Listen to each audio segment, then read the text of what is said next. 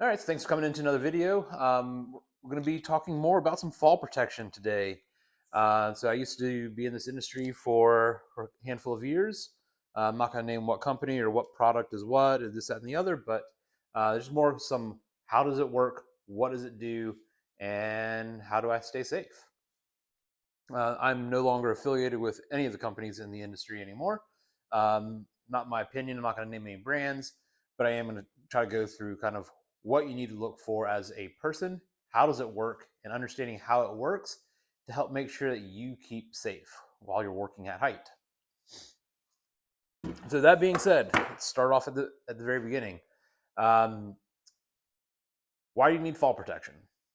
So if you can't eliminate the hazard, the potential to fall from a height to a immovable object, whether that's from the swing or if that's just from the drop. Either way, you don't want to fall. So have guardrails up.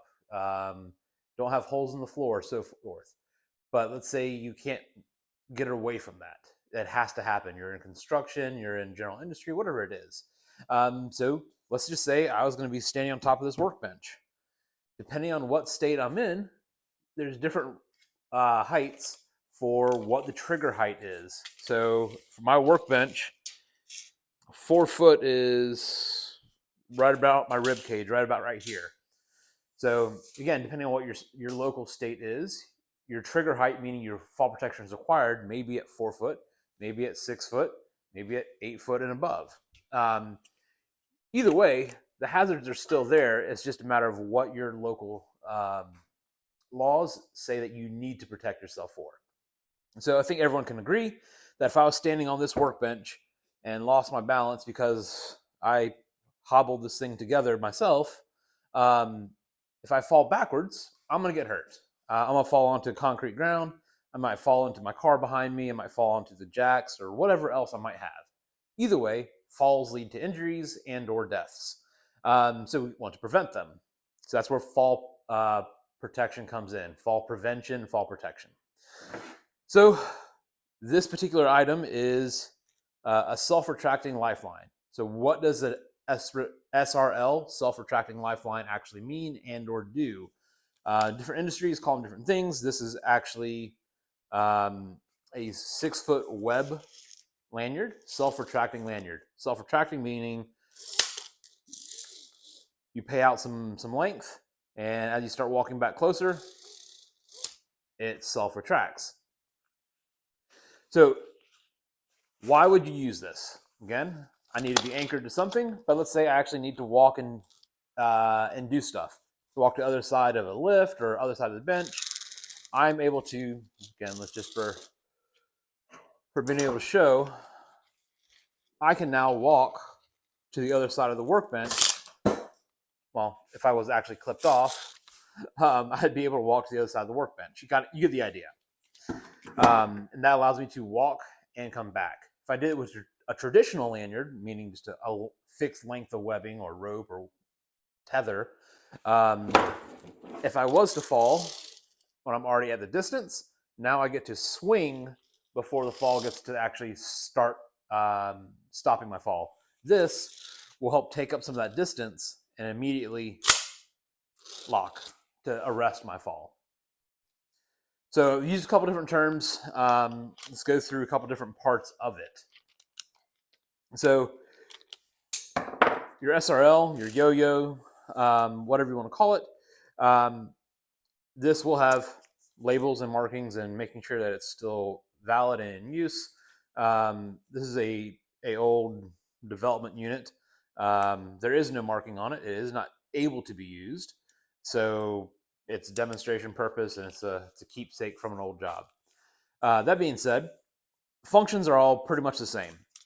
So with these personal length units, the housing goes to the worker. And if I had a full body harness on, this would be going to my dorsal D-ring, effectively hanging about right here. That'd give me the ability to take this, put it on my lanyard keeper on my harness, and then I can clip off to whatever anchor point I deem fit. So again, your carabiner would be able to attach that, or if you wanted to have 2 of these for 100% tie off, switching from location 1 to location 2, there are kits and other things to help adapt 2 of these together. That being said, let's go ahead and get into the SRL and what's going on, why I like some of the things that this particular one has versus some of the others. So again, you should have a swivel on both ends of your unit.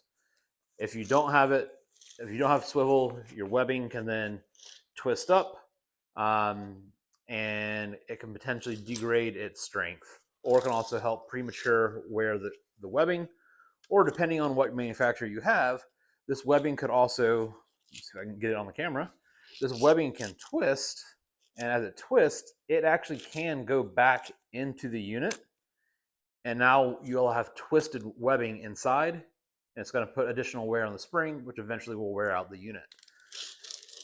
All of these items are single fall items. Continue to use them, continue to inspect them.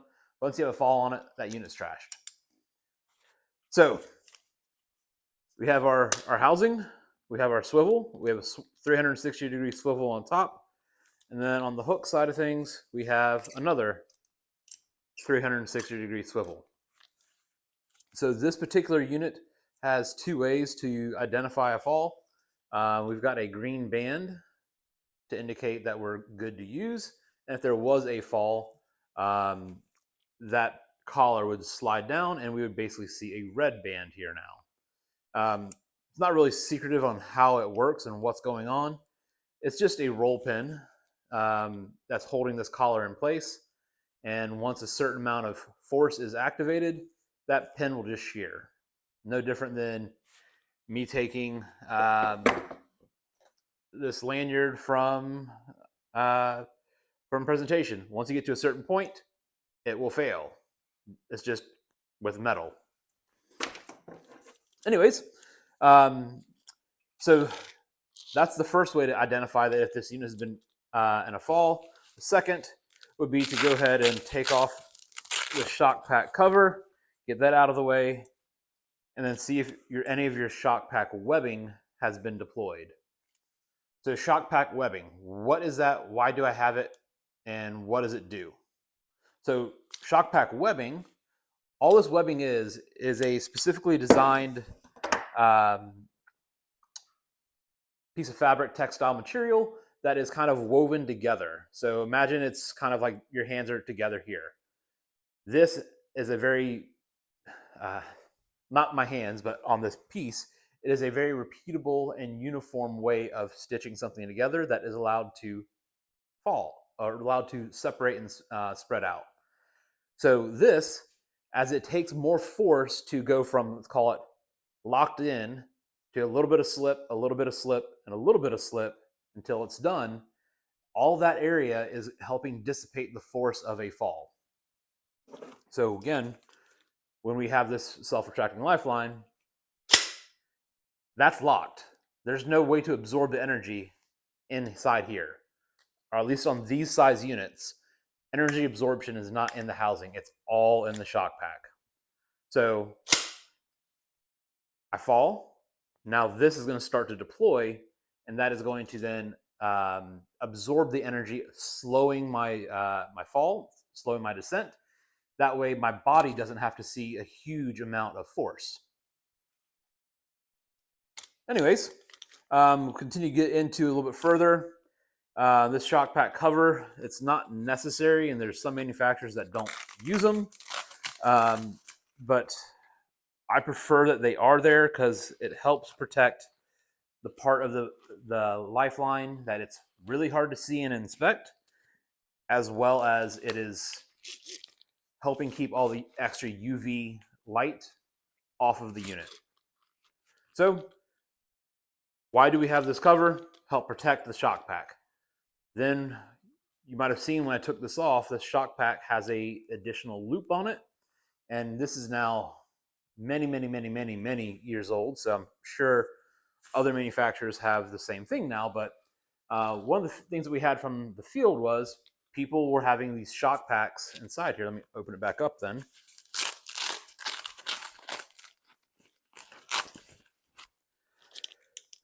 users were having the shock pack inside here actually start to pre-deploy, is what we're calling it, pre-deploy. And once that happens, then the unit is, again, trash because it has now been used or has been damaged and is no longer safe as life-saving equipment. So what do we mean by pre-deploy? So let's say that, again, the housing's on my body. This piece is attached to my anchor point. Now let's simulate that I'm actually clipped off to something above head and I'm now lower, so way up. Now, as I'm done and need to reposition and move, I'm going to try to move out of the way. But if I don't have something easy to grab onto, I'm gonna grab to whatever I can, which for most cases is the shock pack, because I can't quite reach up to the hook or to what the hook is actually anchored to. So I'm just gonna go ahead and grab onto it. So as I go ahead and pull, try to go a little bit closer so you can kind of see what happens. So if this is on my anchor, and I'm gonna grab here to help pull myself back up to get in position, you can see from the stitching there that it starts to help pull out. So again, that's not ideal. So what did we do to solve that? Well, after I was in the field, saw what people were doing, saw how it was being used, like, why the heck are we doing that? So instead of trying to harp on the training, this is how it's supposed to be done, this is what the manual says, let's just engineer out the ability to use it wrong. So the shock pack cover, we already had a cover, and we just took a piece of simple webbing and we just tied it to the hook itself. Then, as I'm now doing the same thing, if I'm going to grab the shock pack to help pull myself up, all that force is transferred to this extra loop, which is then tied into the actual hook. So nothing is going to the shock pack anymore. I'm just grabbing the hook. Even if I'm grabbing the hook from down here, all that force is transmitted up. So that added 50 cents to manufacturing cost. I know we didn't raise the price when we unveiled it. We just said, hey, yep, we know it's an issue. Here's what we did to solve it. No one else in our industry has done it yet. So cool. Yay for the consumer. So that was one thing that I was actually really happy that we did. I'm sure that company still has a video somewhere on their network of basically me doing a pull-up on the prototype that we had tested. Like, well, I'm hanging from it in our test lab. The problem is effectively solved. So it's a really short, easy thing to implement and get it to market very, very quickly, but also had lasting benefits to the customer. So what else does this quite old development unit have? So we have half of the housing, and then we have all this webbing that goes inside it. So we just put a couple pieces of stainless tube, basically, over top of the threads. And those are effectively acting as rollers on this unit. So it doesn't matter what angle I pay line out, I'm not going to braid that just because we have these wear points, these wear preventers on it. What else we got?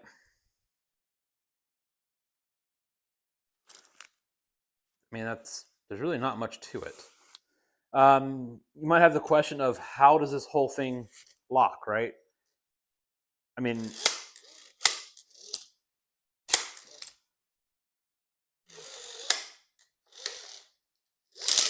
there's no magic sauce and special thing that says I'm falling, I need to lock. It's just based on speed. So the easiest way that I've been able to explain this to people who are unfamiliar is, let's pretend that we're back in our car, right? So we go to put our seatbelt on, we're in a hurry, we grab the seatbelt and we yank it. We yank it really quickly and fast. Seatbelt locks, right? Okay, well, crap. Let it go all the way back, then we pull it slowly again, and then buckle ourselves, no problem. So it's a very, very similar mechanism in the seatbelt than it is inside the self-retracting lifelines. Effectively, what we have is we have teeth and we have a pawl. So as this is going to be, let's call our pawl as being fixed. So this is basically just going to stay in one position. And as our hub, our centerpiece that the webbing is wound upon, that has pieces here. So as we are going to speed that up, this will then start to slide apart, basically springs that hold the pawls in. And as you go too fast, those pawls will fly out and lock onto it. I'll throw a quick image that I found on Google Image to help show it. That's on the screen now. But effectively, at a certain speed, the centripetal force of those paws overcomes the spring tension, and then it will lock into place. And that's a 0% slip. Once it locks, it locks. There's no way for it to spin more until you release that pressure. And again, that's why we have this shock pack underneath here to make sure that once it does lock, we now have to get rid of all this excess force to make sure we don't transmit a whole lot of force to the body. Yeah. Trying to think like what else, why else would I try to sell this product versus a competitor? It's, I mean, weight's always a big thing. I think this product is still being sold, but I don't know if it actually is or not. Nonetheless, weight, you're gonna have to wear 1 or 2 of these every day that you're working, you're climbing, you're doing stuff. Then you add another 6-7 ounces, half a pound of a carabiner. All of it adds up really quickly. So you want to carry more weight? No, you want to carry as little weight as you can. So try to make them as light as you can. One thing that you just need to make sure when you are looking through these, if you are looking to them and comparing, should I buy brand 1 or brand 2, is make sure that you're comparing the same configuration from brand 1 to brand 2. I know when I was still in this role, that was not the case. So brand 1 would say ours is the lightest in the segment. It's the lightest product in the industry, but they were doing that with no hook on it. So cool. This unit is really light if you take away a half pound of a 2-pound device because you don't have a steel hook on the end of it anymore. Versus if you had a big piece of aluminum or whatever it is, just make sure that when you compare it, you're comparing, okay, well, I've got a steel carabiner on the top, I have the unit, and I have hook style, whatever it is. When you compare weight, make sure you compare that weight with the competitors and a comparable hook option. After that, they're all pretty similar.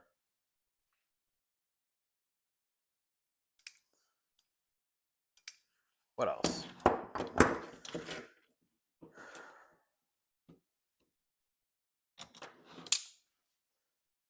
All right.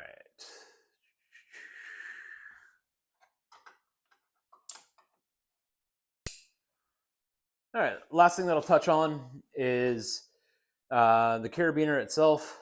To be used in fall protection, you have to have at least a dual action carabiner. You can have a triple action or a dual action. I personally think duals are easier to use one-handed, especially with gloves on. But a triple action is definitely going to be a bit more secure. It's also going to be a bit more expensive. So what does triple action mean? What does brand 1, 2, 3 type of thing, what does that actually lead to? So actually on my keys, I was actually given this carabiner by the manufacturer overseas, and thankfully they put my name on it. So I've actually had this on my keys since 2017, 2016, I don't know. Anyways, so we're determining the number of actions to open the gate. So this non-climbing decorative carabiner, it takes 1 action to get into or to open the carabiner. So that's just a single action. Then we go to a screw gate style. These are not usable for fall protection. They're used in climbing and they're used in, I believe, fire and rescue, but not in the fall protection. So this If it's unlocked, it's just a single action. You can spin the gate up and then it's locked, but then again, that can also, over time, work itself down and it becomes a single action again. Again, why don't you want your carabiner to open up when you're using it? If it opens and you start moving around, you have the ability for stuff to come out of the carabiner and then you are no longer secure and it's defeating the purpose. So single action with a screw gate. And then I don't have a dual action in the garage, but this is triple action. So if it was a dual action, I would be able to spin the carabiner and then press it forward, and that would get me in. This being triple, I don't just twist, I go up, then twist, and then push. So those are the 3 independent actions to get into this carabiner. Up, twist, over. And again, if it was double action, just take out the lift part. It'd just be here, I twist, and then I go. If I do just one of them at a time, up, nothing happens. Twist, nothing happens. I have to go up, twist, then push. It has to be in that exact sequence. Yeah, that's how you would get into the carabiner. Snap hook. This is double action. I think there's 4, maybe 4 or 5, maybe there's a couple more now, but back in the day, there were 3 or 4 manufacturers of snap hooks, and that's it. Other companies would market them and sell them, have them branded for them, but it's either made in factory 1, 2, or 3, really. Anyways, to get into this snap hook, we have one on the safety gate, and then we have our actual latch. So single action, double action. Yeah, I recognize it's a rambling video. It's a random video. It's 11:20 on a Saturday evening, and I'm just killing time for the F1 race to start. So thought I'd come down to the garage, shoot a quick little video, and share a little bit of what I used to do for a living. That's it. If you enjoyed this type of content, please let me know. If you have questions on it, please let me know. I'm not a salesperson. I'm not affiliated with anyone. I'll be happy to give you the unadulterated truth of products and when you should use them, or why brand A might be better than brand B.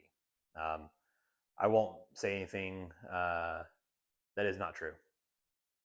That being said, yeah, let me know if you enjoyed this. Let me know if you want to if you want me to pick a different category or something of that nature. If I'm knowledgeable on it, I'll be happy to talk about it. Thanks for coming.